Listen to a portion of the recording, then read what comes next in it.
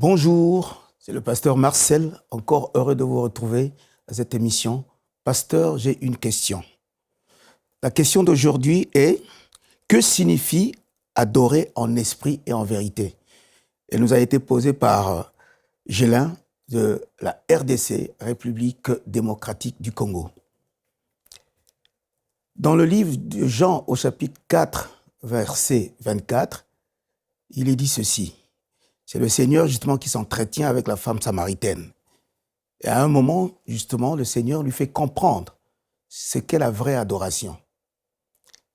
Et il dit: femme, les adorateurs que le Père cherche, c'est ceux qui adorent en esprit et en vérité.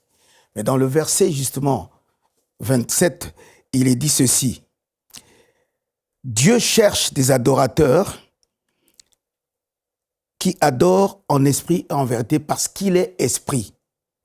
En réalité, dans la traduction, Louis II, il est dit « Dieu est esprit, que ceux qui l'adorent en esprit et en vérité. » Mais pourquoi en esprit et en vérité? Il n'est pas dit ici « adorer en esprit ou en vérité ». Mais non, les deux sont liés.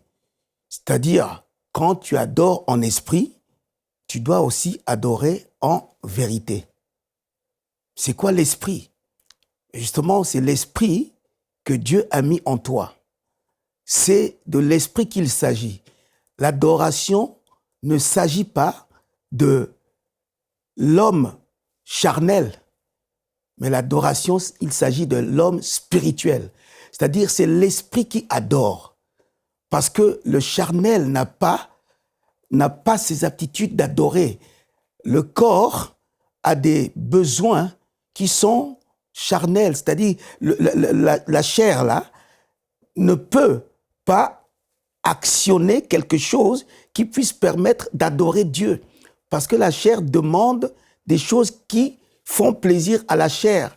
Manger, boire, voilà, avoir des envies, des besoins, toutes ces choses-là. Ça, c'est la chair, qui sont contraires à ce que l'esprit a besoin.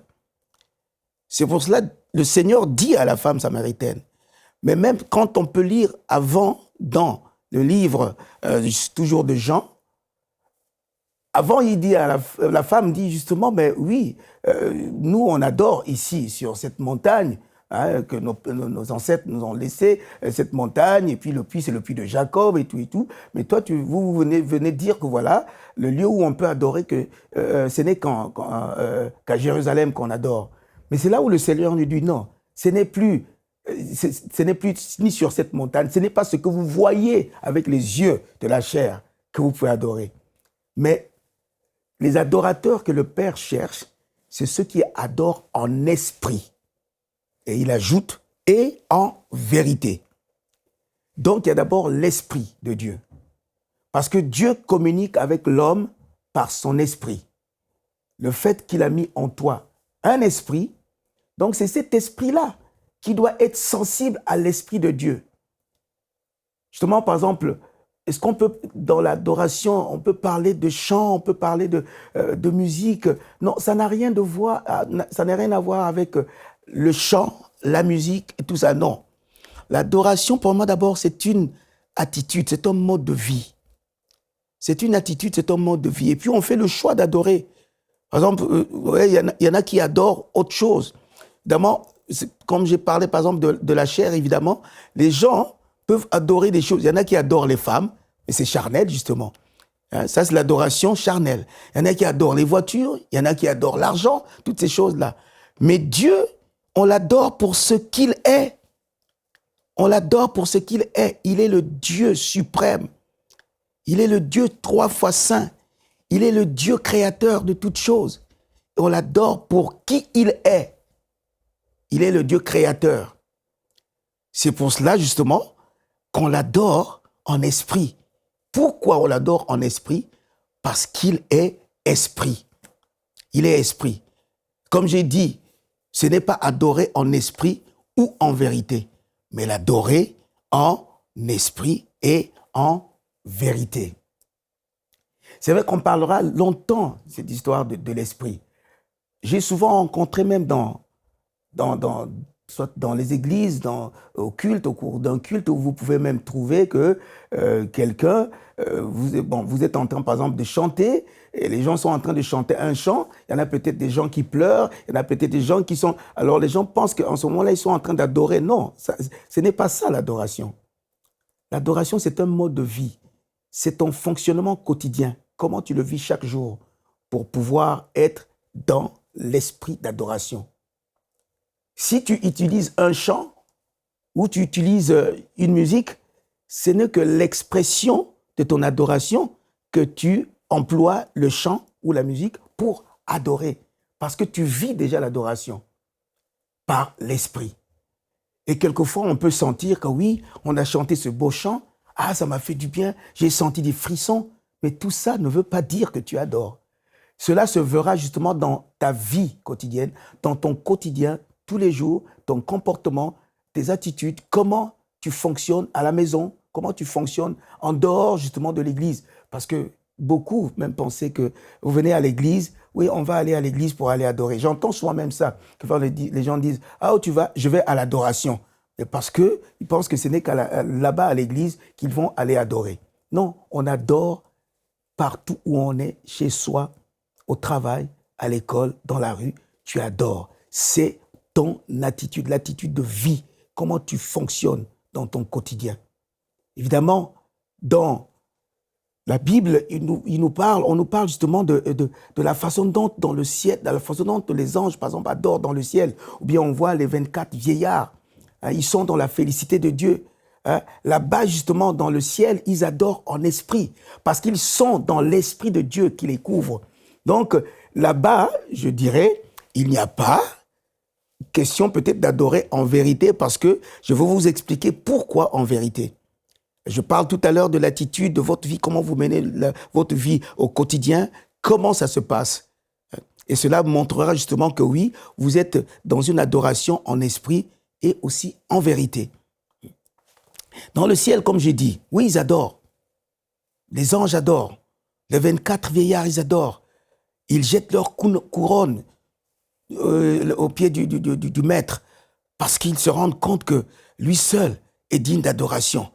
C'est un signe de respect aussi, comme on a dit dans l'autre émission d'avant. C'est un signe plutôt de respect qu'ils vouent à leur Seigneur, au roi des rois, le Seigneur des seigneurs, Jésus-Christ de Nazareth. Ils l'adorent. Ils l'adorent. Ils sont dans la félicité. Ils sont en esprit. Ils ont été enlevés, ils sont maintenant devant celui qui est digne d'adoration.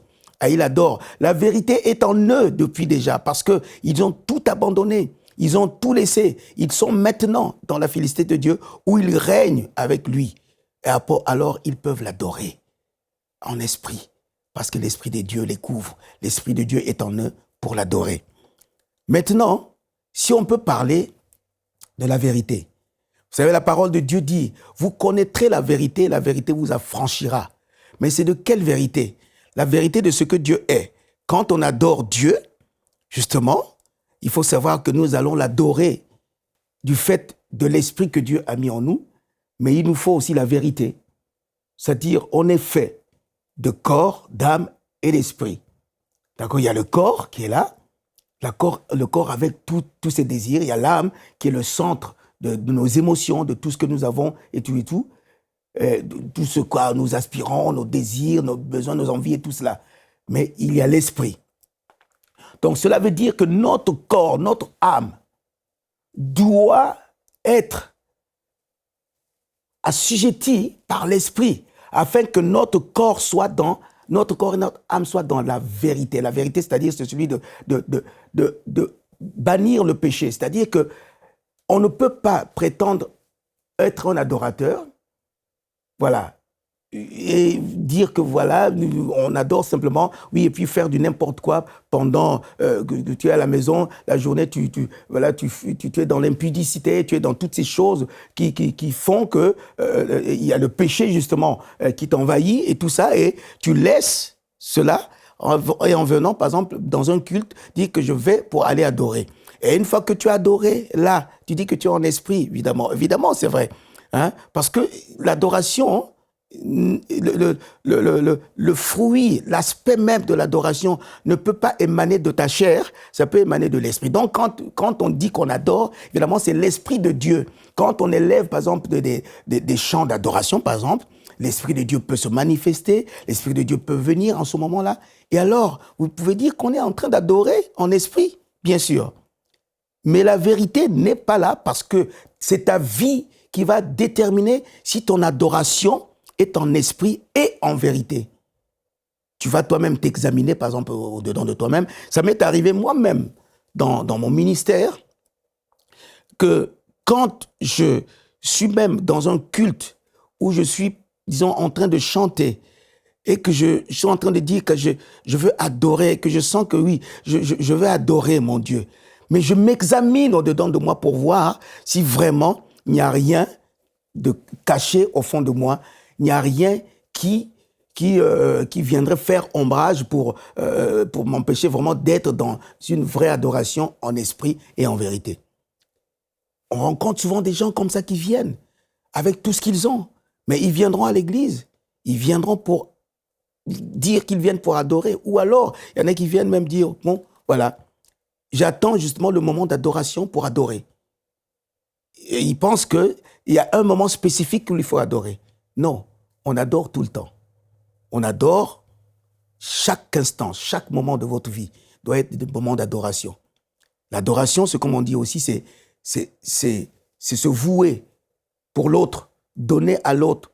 C'est-à-dire que penser plus à l'autre, donner à l'autre la première place. Donc au Seigneur, justement, on lui donne cette première place.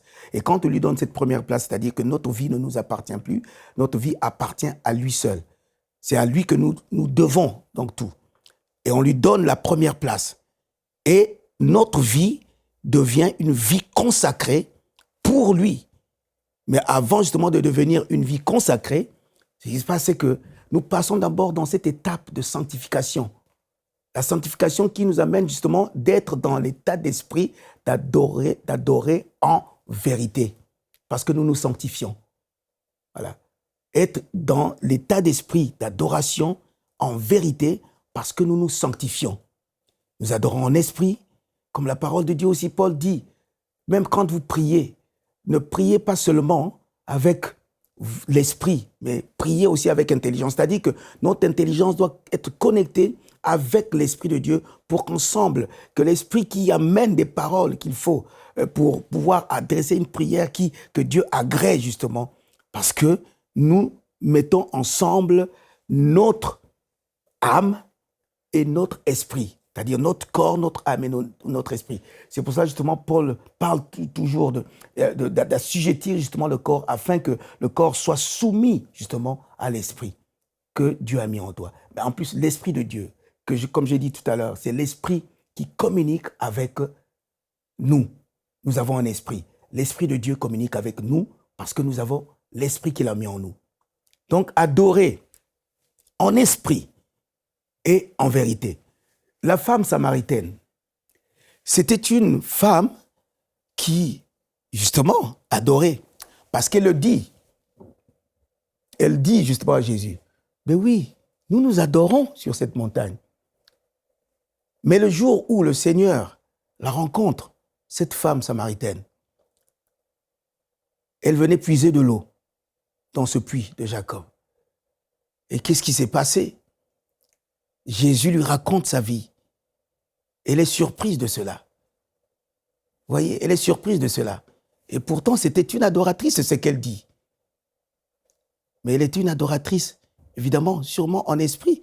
Parce qu'il y a aussi l'esprit de ses ancêtres. Il dit, c'est par rapport à ses ancêtres, c'est-à-dire qu'elle était une adoratrice de tradition. Hein. La religion, justement, lui permettait d'être cette adoratrice-là de tradition, comme ses ancêtres. Mais ce n'était pas une adoratrice vraiment. Évidemment, il y avait un état d'esprit, l'esprit, justement, religieux, parce qu'il y en a beaucoup, quelquefois, qui sont dans cet état d'esprit religieux.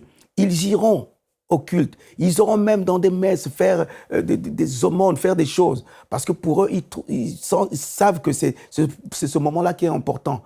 Et que pour eux, justement, c'est une forme d'adoration. Mais ce n'est pas l'adoration que Dieu agrée. L'adoration en esprit. c'est de l'Esprit de Dieu qu'il s'agit. Car Dieu a mis en toi un esprit afin qu'il communique avec toi, parce qu'il est esprit. Donc quand Dieu dit à la femme samaritaine, oui, que ceux qui adorent Dieu l'adorent en esprit, parce que Dieu est esprit. Il adore en esprit, mais il ajoute en vérité. La vérité, c'est ce que tu apprends à connaître. La vérité, c'est quoi? C'est la parole de Dieu, celle qui est ici. Elle nous enseigne, la parole de Dieu qui nous apprend des choses. Comment craindre Dieu? Et c'est ce qui nous amène à devenir des vrais adorateurs. Et pourquoi dire des vrais adorateurs, le Seigneur dit? Évidemment, c'est parce qu'il y a des faux adorateurs. Qui sont les faux adorateurs? C'est ceux qui adorent des faux dieux. C'est ceux qui adorent des choses. Ou bien même dans l'église, il y a des faux adorateurs. Parce que vous venez justement pour dire que vous adorez Dieu, mais votre vie ne reflète pas cette adoration. La vie que vous menez doit refléter justement cette adoration, qui est justement l'esprit d'adoration pour adorer en esprit. Adorer en esprit, mais ajouter la vérité. Parce que Dieu est vrai. Ce que Dieu dit est vrai. La vérité de Dieu, ce qu'il dit est vrai.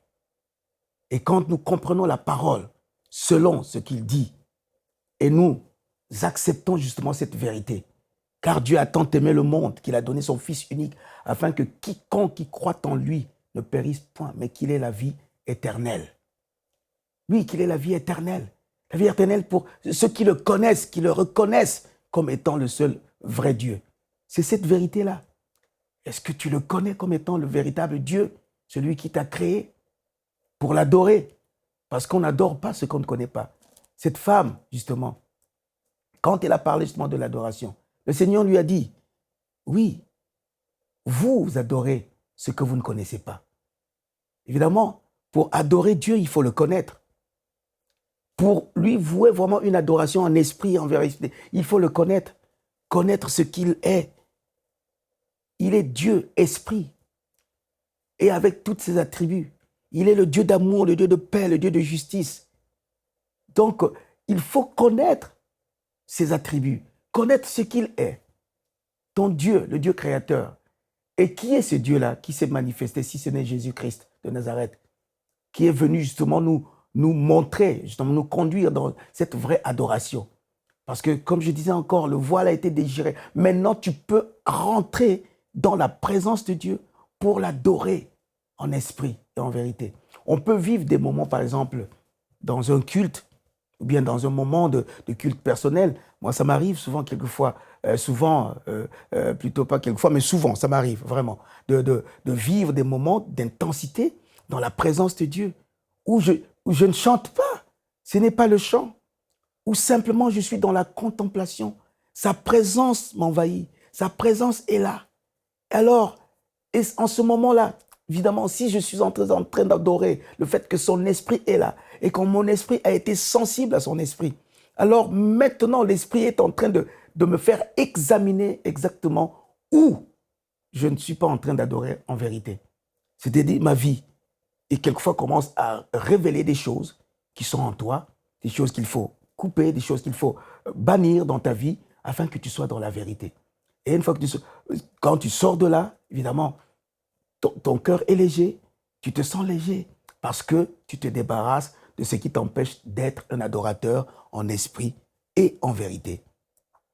Parce que la vérité, comme je l'ai dit encore, c'est ce que Dieu dit. C'est ce que Dieu dit. Pas de ce que les hommes disent, mais ce que Dieu dit. Il est la vérité. La vérité dans ce qu'il est lui-même. Il est le Dieu de paix, le Dieu de justice, le Dieu d'amour. Est-ce que la paix, la justice et l'amour est en toi? Parce que si tu dis que tu es un adorateur en esprit et en vérité, cela veut dire que tu auras à savoir, tu dois savoir plutôt que la vérité doit être en toi. La paix, la justice et l'amour de Dieu. Ces choses-là. Parce que tu aimeras ton prochain comme toi-même. Oui, tu aimeras ton prochain comme toi-même. Tu ne vas pas calomnier les autres. Tu dois justement apporter la paix là où il y a la guerre. Tu dois avoir de l'amour véritable envers les uns et les autres. Tu dois actionner justement cela dans ta vie. Parce que c'est ça la vérité. Et quand ton adoration se met dans ces deux dimensions, c'est-à-dire que l'esprit qui est en toi et la vérité qui est en toi, alors tu deviens un adorateur en esprit et en vérité. Évidemment, Dieu est esprit. Nous devons avoir la connaissance du Dieu omnipotent. Il peut tout. Il est le Dieu omniscient, c'est-à-dire il sait toutes choses. Il est le Dieu omniprésent. Il est partout en même temps. Nous devons savoir cela. Et que son esprit est partout. Il parcourt la terre. Il est esprit. Il n'est pas limité par la pensée humaine. C'est pour ça que quand on dit qu'il est esprit, car Dieu est esprit. Donc il n'a pas de limite. L'esprit de Dieu n'a pas de limite. Il passe partout, il est partout.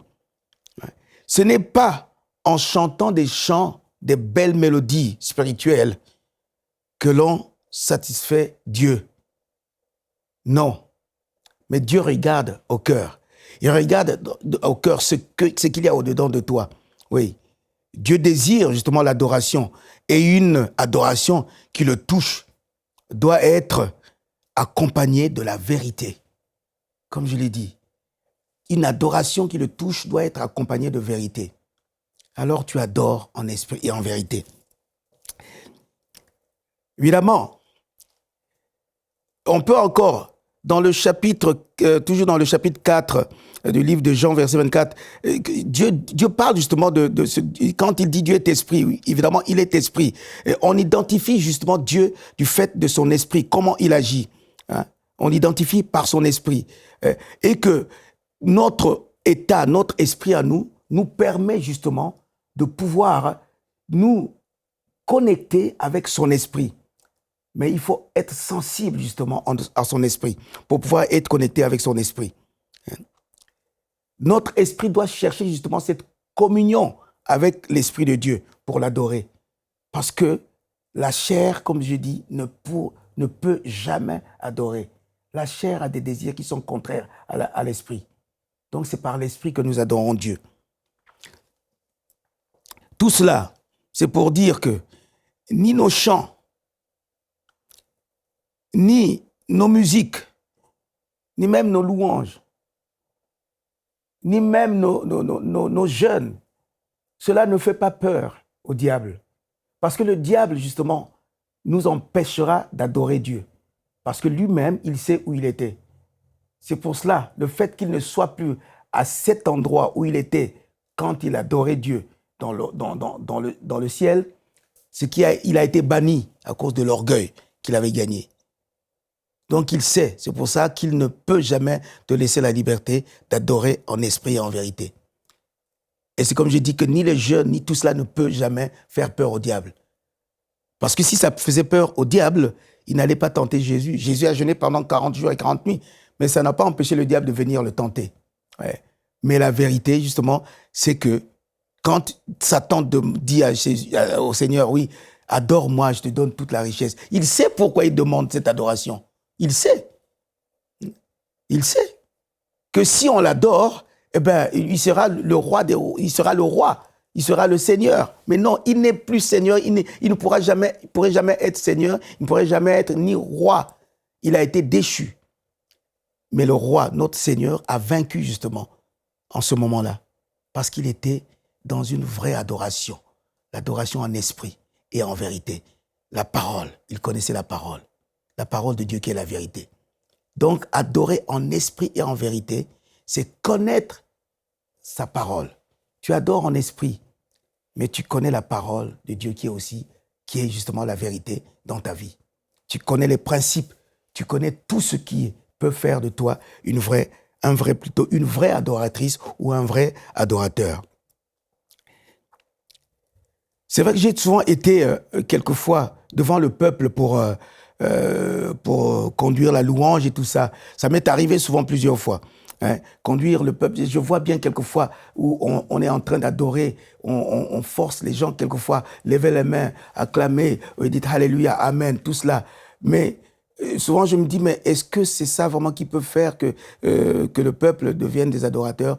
En principe, moi j'ai toujours dit ceci, l'adoration, c'est le rôle de tout chrétien. Il n'y a pas des spécialistes de l'adoration. Il n'y a pas, justement, ceux qui se disent être des travailleurs, ou bien comment on appelle, voilà, des professionnels, je voulais dire, de l'adoration. Non. L'adoration, c'est donné à tout chrétien, tous ceux qui croient. Tu crois, tu es adorateur. Mais tu dois l'être du fait de chercher, comme cette femme samaritaine le jour où elle a rencontré le Seigneur, et le Seigneur a transformé sa vie, le Seigneur lui a donné justement cette eau qu'elle cherchait et qu'elle ne devait plus venir puiser de l'eau, de l'eau de l'impudicité et tout ça, pour devenir maintenant cette première évangéliste qui a impacté tout un village à cause de son témoignage. Elle est devenue une adoratrice en esprit et en vérité. Elle a reçu justement la révélation pour devenir cet adorateur en esprit et en vérité. Dieu est esprit. Oui, il est esprit. Mais comment l'adorer en esprit? Et comment l'adorer en vérité? L'esprit, justement, c'est ce que Dieu a mis en vous. Laissez-vous ouvrir votre cœur. Laissez votre cœur ouvert afin que l'Esprit de Dieu lui-même qui vient, quand vous le laissez cette possibilité de venir se connecter avec votre esprit, alors vous ne pouvez que dire des paroles. Sans même vouloir amener... Est-ce que si vous ne savez pas chanter, donc vous ne pouvez pas adorer? Non. Vous pouvez adorer même quand vous ne savez pas chanter. Simplement dire des mots, des choses que Dieu agrée. Tu es mon Dieu, tu es mon Seigneur.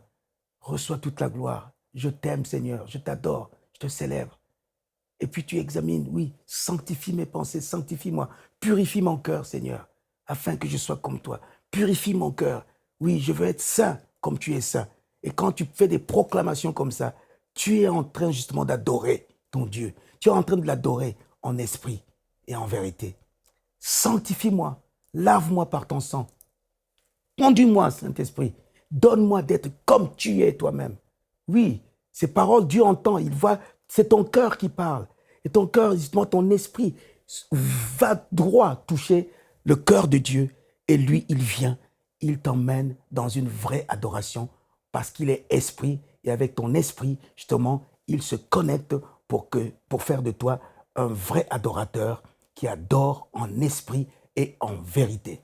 Que le Seigneur vous bénisse, qu'il vous donne d'être ces vrais adorateurs en craignant son nom parce qu'il est esprit. Et si vous voulez l'adorer, adorez-le donc en esprit et en vérité. Soyez bénis. Nous espérons que cette émission vous a béni. Si vous aussi vous avez une question biblique sans réponse, envoyez-la nous par email à pasteurj'aiunequestion@enseigne-moi.com. Cette émission est rendue possible grâce au précieux soutien des partenaires d'Enseigne-moi Canal International. Retrouvez tous nos programmes sur enseigne-moi.com.